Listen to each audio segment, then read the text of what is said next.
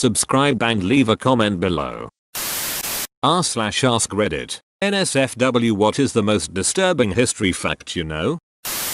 Heart monitors worn on the Challenger's space shuttle show that the crew wasn't killed instantly, but actually survived for a while. I like to think they weren't conscious for any of it, but they probably suffered horribly for some time. After the Nazis' concentration camps were liberated, the gay prisoners were thrown in regular jail because homosexuality was still a crime in Germany. Great War, year 1915. In Polish fortress in Osawik, at that time under control of Russian Tsar, took place in Living Dead Counter-Strike. This was Germany's third assault on the fortress. This time they used gas that was a mix of chlorine and bromine, as they knew the Russians did not have proper protection. After the gas attack, Germans marched towards the fortress, but they did not expect the bayonet charge of burned, spitting blood and parts of their lungs Russians. The view surely was terrifying as 7,000 German soldiers fell back, driven away by 100 Russian survivors. As expected, the damage caused by gas was lethal. There is a Neolithic mass grave in Germany of 26 young children and men with a high number of injuries on their legs. They were intentionally crippled before they were killed by arrows and blunt force. The systematic and deliberate way the victims' lower bones were broken indicate torture. The group missing girls and women also means they were most likely abducted. Warfare 7,000 years ago. French medical mystery terror. The one most famously known for allegedly eating a baby, was autopsied after his death. The autopsy revealed that his gullet was so wide that when his mouth was opened, one could see directly into his stomach. His entire body was full of pus and his stomach filled most of the space in his abdominal cavity save for what was taken up by his abnormally large liver and gallbladder. The scent of his body was said to be fouler than rotting offal. In the 1800s, a woman named Madame Marie Delphine Lalaurie did some really horrific things to slaves she owned at the time, including cutting off their genitals and sewing them shut in the mouths of still living victims and similar things. I think she only got found out when a cook intentionally set the house on fire hoping to kill everyone inside because death was better than what was happening to them inside that house. Edit. Corrected one letter.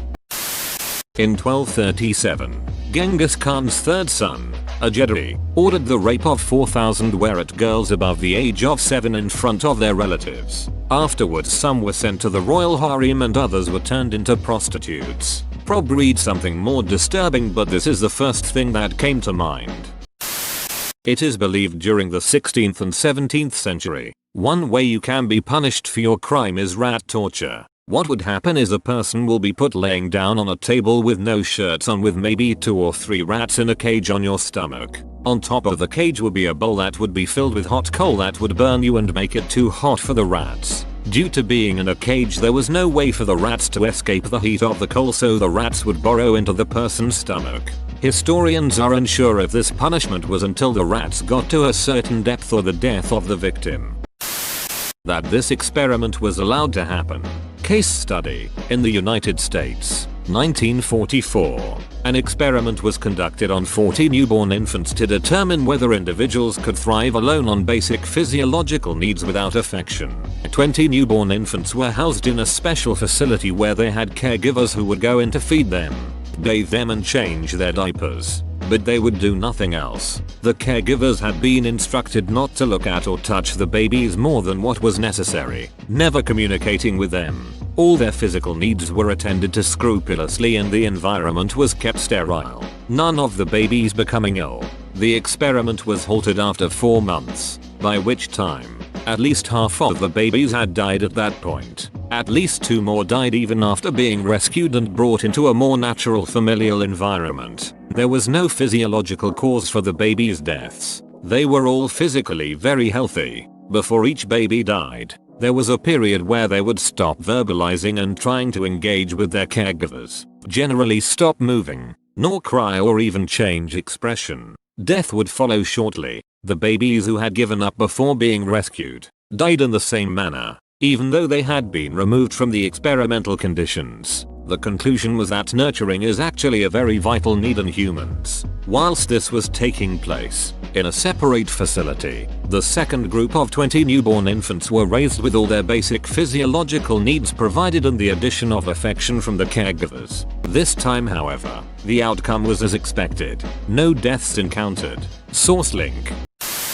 Gilles de Rais. He was a nobleman and the commander of the French Royal Army. He was one of Joan of Arc's first and most ardent supporters. He fought beside her and was one of the heroes of the Siege of Orleans. He was promoted to a Marshal of France. He was also one of the richest men in France. In 1434-35 he retired and built the Chapel of the Holy Innocents. The chapel put on a passion play of his own writing.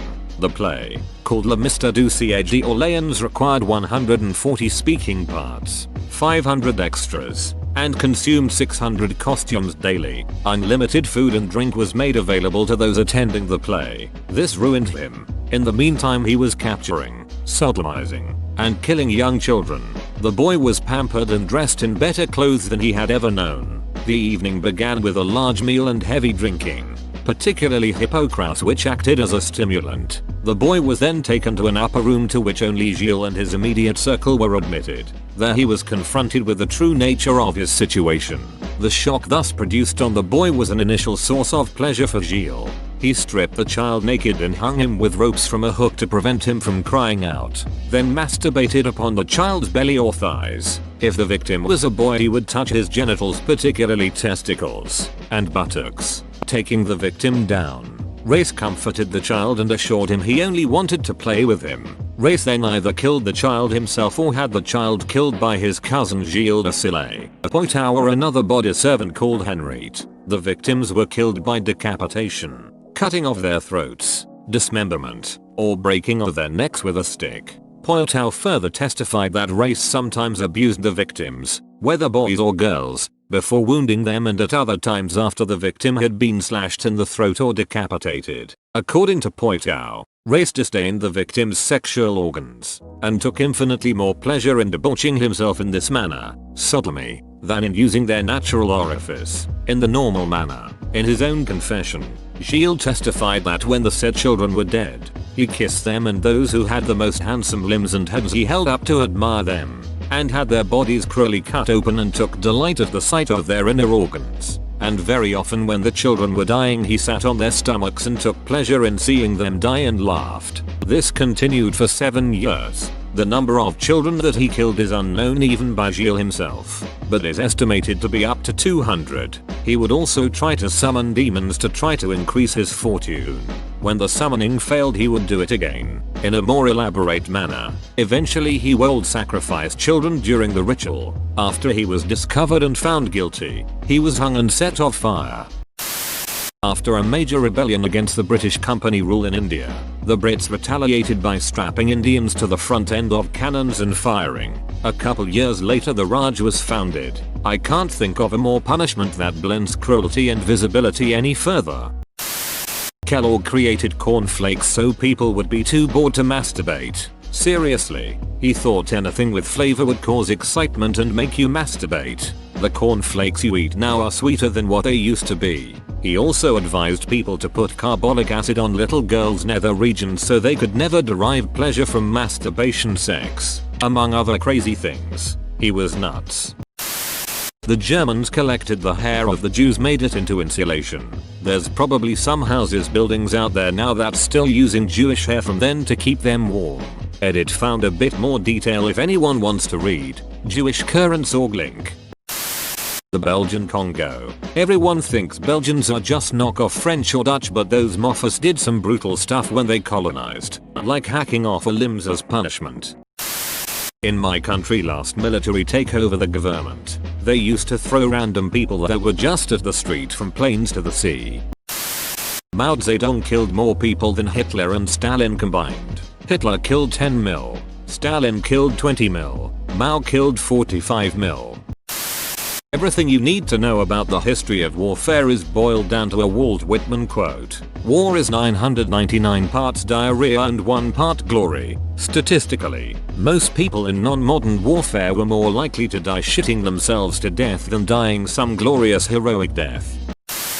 Let me tell you about a wonderful torture method called scaphism. In ancient Persia, a prisoner is force-fed honey and milk, while also coating their body with them, particularly to the genitals and the anus. They are then fastened naked on a hollow tree trunk, with only their face and limbs exposed, and placed on stagnant water. They then would proceed to piss and shit out all those sweets forcefied to them, at which point the bugs are attracted to them. These insects would proceed to sting, bite and tear through their skin and burrow in their anus as they lay there covered in urine and feces. And no, they cannot die from starvation nor dehydration cause they'll continue feeding them until they succumb to infection. This is just for me. I love NSFW history facts. The ancient Egyptians believed that there was a single channel connecting between the female's mouth and her vagina, with the uterus right in the middle. If a woman wanted to know if she could get pregnant, she would shove a whole onion up her vagina and wait for a day. If her breath smelled like onions on the next day would have meant that she couldn't get pregnant, because she has a puncture in her uterus, which is how the scent got past the uterus and made her breath smell like an onion. Anything from the reports of Unit 731. That's just pure evil, especially considering the people responsible were pardoned by the US. Mary Turner. Her husband was tortured and lynched by a mob of white folks looking for somebody else. When she spoke out against it, 9 months pregnant mind you, they beat her, hung her by her ankles, covered her in gasoline, set her on fire, and while she was still alive they gutted her like a pig and her screaming baby fell out of her torso. The crowd stomped it to death. This was 1918. Athanasios Diarchus, a Greek history hero, was impaled from his butthole through his mouth alive.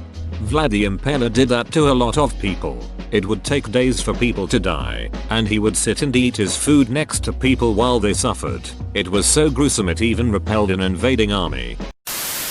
Don't forget to subscribe and share your story in the comment.